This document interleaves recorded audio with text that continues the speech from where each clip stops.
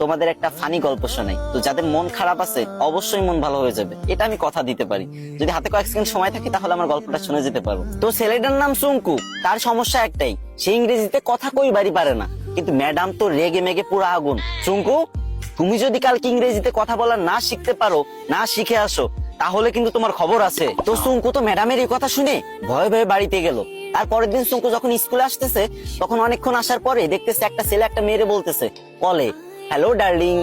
তখন সুঙ্কু বলল, এই তো পাইছি রে, এটাই তো ইংরেজি।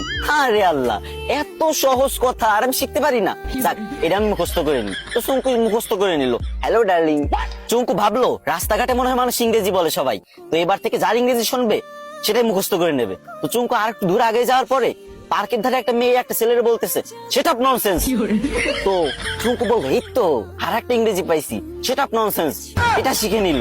চুঙ্কু তো মহা খুশি, ভাবতেছে মনে মনে, কি রে, আমি দুইটা ইংরেজি শিখে গেছি, আজকে তো ম্যাডাম আমার কিছু কইতে পারবে না।